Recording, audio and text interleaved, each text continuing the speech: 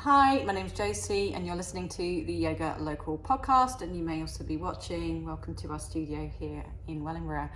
Good to have you here. Thank you for joining. And we're going to talk about spontaneous right action today, making those choices that are intuitively on point. And how do we do that? And why is yoga even part of this conversation? Okay, so again, I'm going to kind of bang on about something that I'm going to continue to bang on about, and it's just to reinforce that yoga is not about postures. Okay, so the postures are there to help us to get a steady, stable body for the purposes of getting our minds in the game. When our mind is in the game, when we have control of our beautiful, auspicious minds, we can start to better direct our energy, which kind of translates as directing our life force energy, directing our life into where we want it to go. If we're operating from a system that is not aligned to who we are, if we're in our ego sense of self, if we're in our sense of limitation, of doubts, of fears and worries, right? All our actions are going to come from that space. So yoga is a practice of unifying with who we really are, true self, higher states of awareness, more empowered states of thinking and being and doing. And then when we align to that part of who we are, that's when spontaneous right action just naturally flows, because we're coming from a place of alignment, right?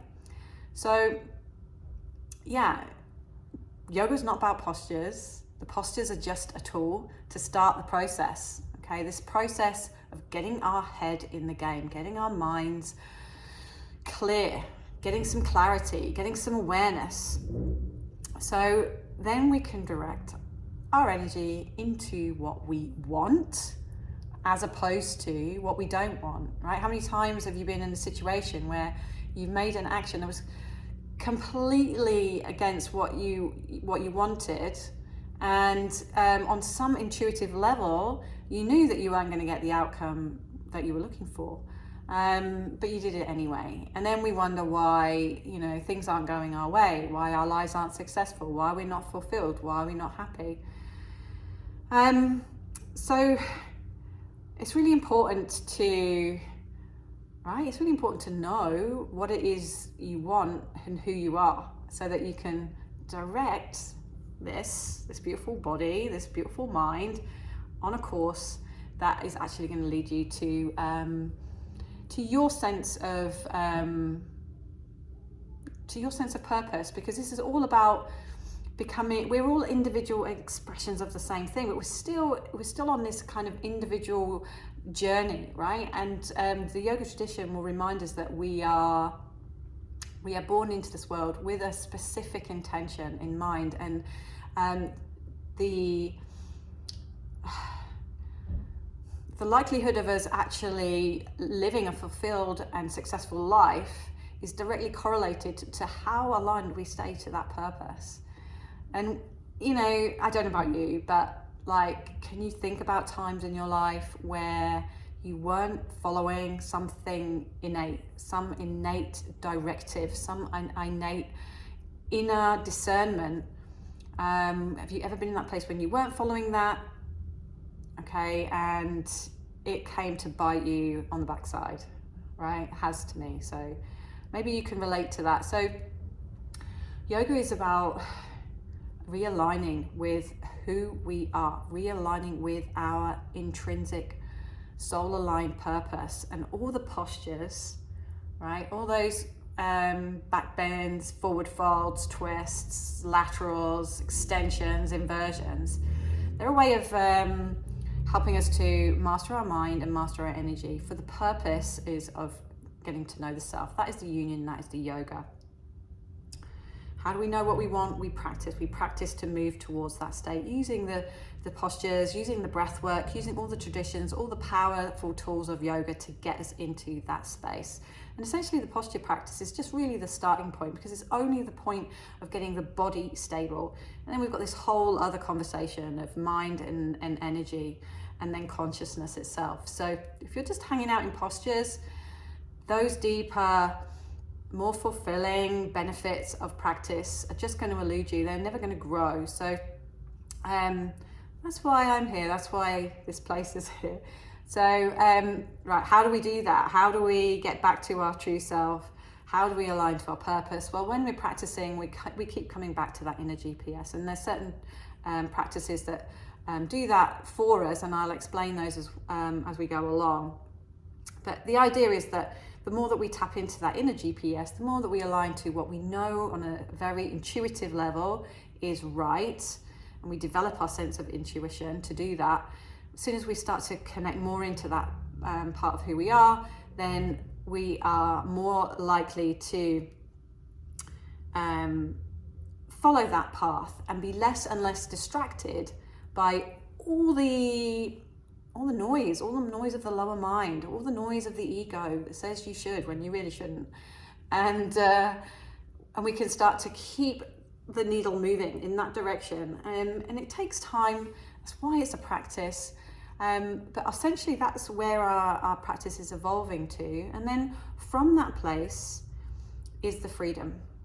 From that place is that spontaneous right action. This is the formula, guys, for success. This is the formula for happiness. Being truly aligned with who you are and following through on that. And it takes courage and it takes confidence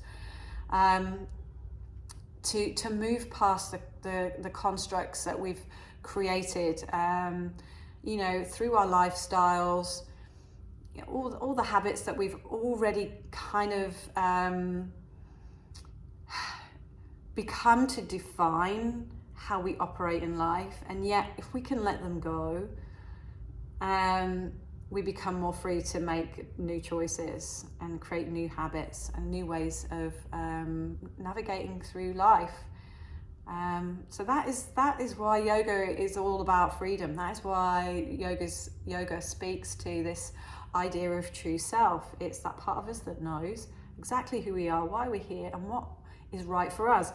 And that can sometimes come across as a little bit like, just doing what pleases you, can come across as egotistical in itself. But you've got to think about where that desire is coming from. If it's coming from an ego desire, for sure, it's a lower mind, right? If you just want and desire things for the sake of wanting and desiring things, to up-level your level of status amongst your family and friends, for example, right? That's clearly not where we're heading. What we are talking about here, spontaneous right action, is coming from a place that is connected to source, right? And if we believe in the yoga worldview that we are part of this cosmic soup of energy and information, when we're aligned to source, when we're aligned to the intelligence of creation, when we tap into our own creative power, then we are working with the universe. We're working with our nature. We're working as a whole. And when we work from that space, it is spontaneously right, because what self supports my true self will support the self of all things, yourself, right? What is right for me on a deep level connected to source is right for you, because you're connected to source. So when we start to come from that place, all our actions become spontaneously right. They're right for us, and if they're right from us from that space, then they're going to be right for everyone else. So it's a part of that natural order. That's how I see it anyway. So it's not egotistical, it's not arrogant, it's not selfish to seek your true purpose, because when you are in that energy and in that flow, everything is aligned, right? And is just right, and it feels right. And like we've forgotten how to trust in that. I think we've become more attached to proof, to the science. I love science, by the way, and it really does support me in everything I do. But there's an element where science can't go, right? Because it's a construct of the mind. And we need to go beyond the level of the mind in order to really reach into these deeper states of awareness and consciousness. So let the science take you so far, but then we've got to go a little bit deeper. So Anyway, this leads us into spontaneous right action when we know what to do. So, for example, let me give some more examples. That intuitive part of who you are, it might arise my biggest kind of radar is like when someone makes you uneasy, you know, or they say something that doesn't quite, it doesn't resonate, okay? There's something that brings a sense of unease. You can't put your finger on it. You have no substantive evidence, right? You just have a sense of dis-ease. That can be in someone you meet. That could be a sense of dis-ease in yourself, when you know maybe that you are overworking, right? We know, right? We have this sense of, you know, I shouldn't really be doing that. When we reach for that extra piece of cake that we don't need, you know, there is that kind of very deep-seated knowingness. So that's what we're looking for when we know what to do, but we go against it. Now we can seek to start to be more aware of those moments and start to limit them, and then start to trust more in that kind of inner GPS, as I like to call it, that inner guiding light that's leaning you towards what you know is right and moving you less away from those things that are more serving of the ego and lower mind. So it takes practice, it takes courage, it takes commitment. Everything we do in class, it's not just about creating a nice stretch for the body, it's about challenging ourselves, right? We take our posture to a place where maybe we're not comfortable, right? And then we start to become more calm, right? We don't force, we don't push, we don't bellow at ourselves, demanding things, judging ourselves. We calmly bring ourselves to that place where we're resisting and where there's a little bit of discomfort. Now, this gives us this opportunity to train the mind to get still and lean out of lower mind thinking and things that limit us and move into more free thinking, right? Freedom to think something else, or maybe we possibly can. And trusting in that. And the more that we practice doing that through our posture practice, and also through meditation, because then when we meditate, you know, we're constantly bombarded with our thoughts. You know, it's not an easy task to sit with your own thoughts and your own thinking. And that takes courage, that takes confidence, that takes this desire to want to move past all that stuff and find something else, find something more constructive, find something more aligned. So your practice is about coming to meet yourself wherever you are at, and starting to work past those blocks and past those obstructions so that you can move into this state of alignment and find that next right action. Be more guided by source information rather than stuff that you've kind of acquired, the acquired content of the mind versus the innate content of the mind. Very different things to lean into, and your practice is starting to lean you into that more innate sense of what is right, discernment, truth, okay? So a little bit more than just learning how to articulate your body into a forward fold, right? This is where the meaning comes in. This is what we're always trying to bring into the classes that we teach here. The meaning has to be there. It's got to be there, and that's going to give you that drive and that edge to move forward. Okay, because I say that life's not a rehearsal. Life's not a rehearsal. We've got one life. It's short. The older you get, the shorter it feels. And like, how are you going to make the most of every experience that you have? You know, is it going to be tainted, colored, flavored by lower mind thinking, by all the doubt, all the obstacles? You're going to keep yourself small, or are you going to use your life to grow into all that you can be? And that's, for me, is what yoga practice is. It's a tool to help you grow into all that you can be and to flourish, to thrive. You know, you start to make right decisions about what you eat, what you drink or what you don't drink. You start to make better decisions about who you hang out with, the kind of TV programs that you watch. It's not just about a physical practice. This is going to start to change the way that you live your life, and therefore give you more opportunity for success if you want to be healthy, if you want to have a more fulfilling life, right? If you want to get out of the hamster wheel of just doing the same things over and over again and expecting different results, yoga is your tool. It is the most powerful self-development tool that money can buy, right? And even you don't even have to spend money. Once you learn the techniques, once you learn the principles, you know, they serve you for life. And and daily committed practice. People don't want to hear it, right? But that's really, you know, you can't forget who you are. You've got to keep tapping into that part of who you are that's connected to your reason for being, so that you can keep aligning every choice towards that goal to become all you can be.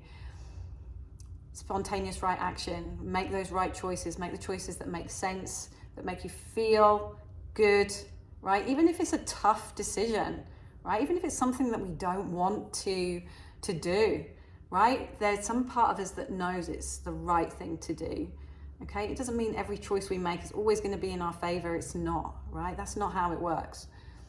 But we will go away feeling like, well, you know, we did the right thing. It feels aligned, and that's what we're looking for.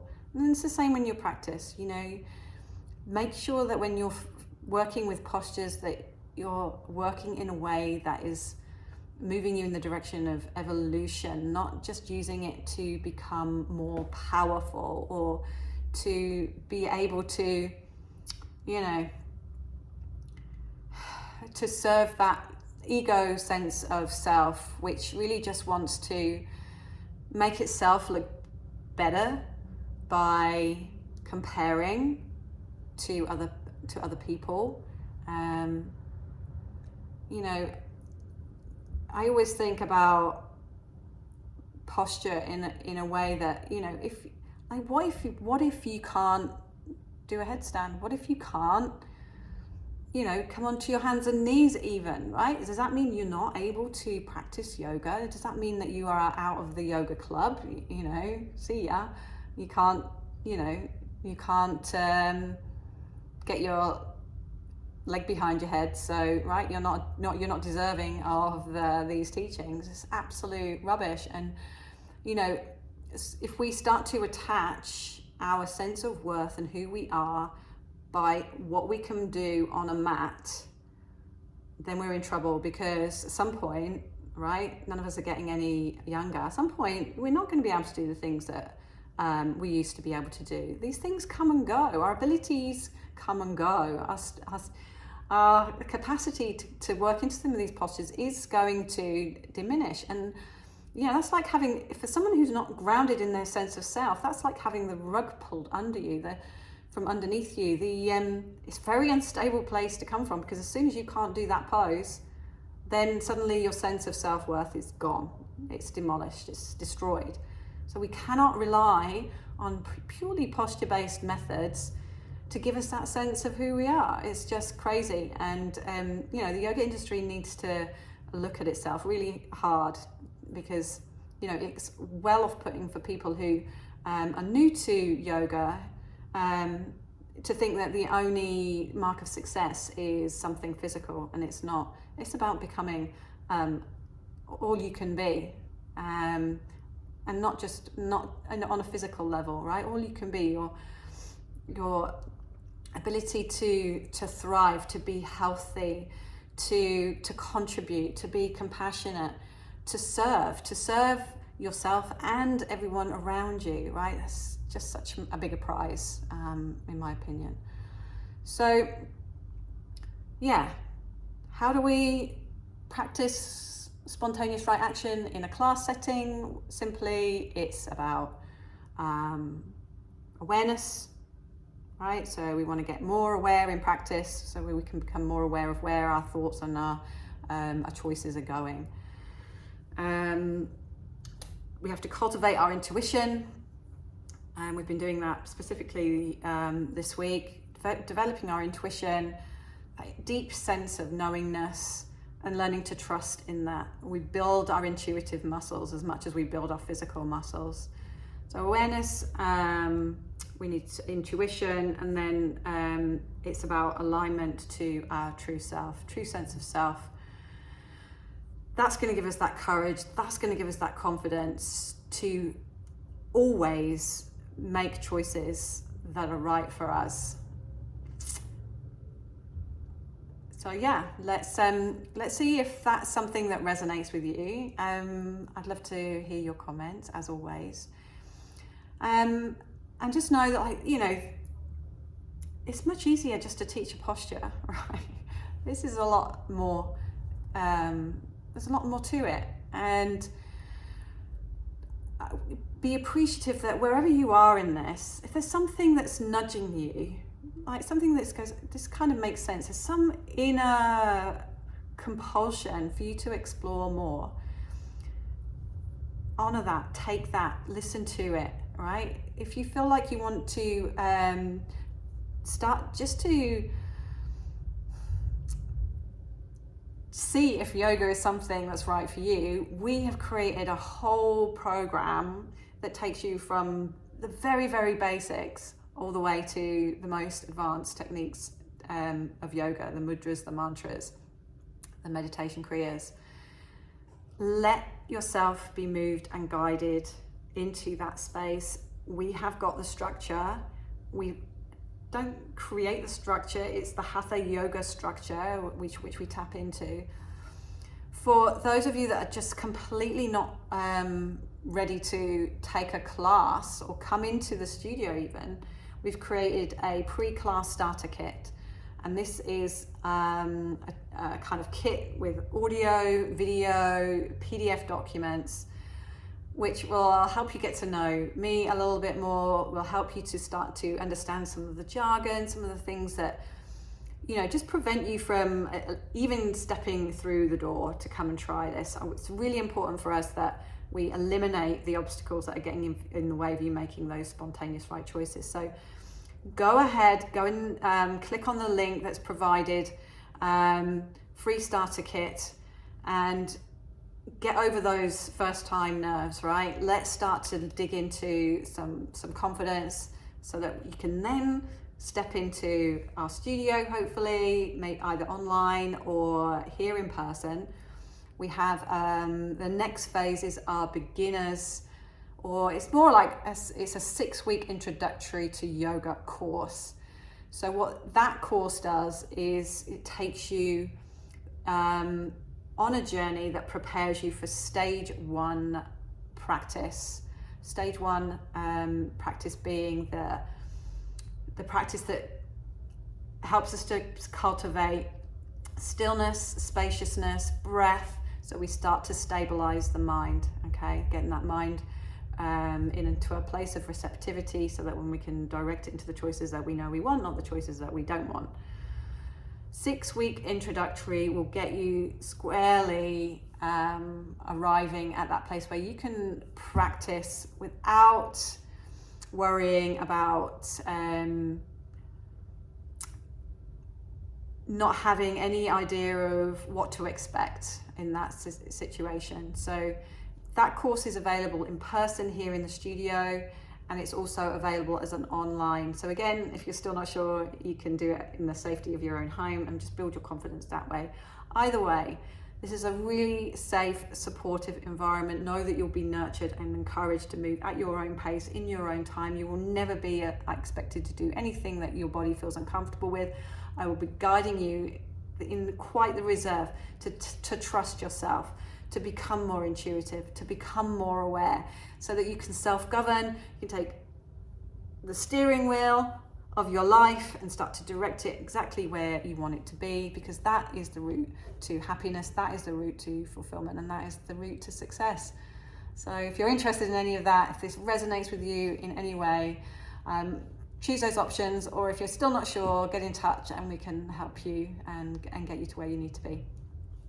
So that's it for today. I hope you enjoyed that. Let me know, and I will see you on the next podcast. Bye for now.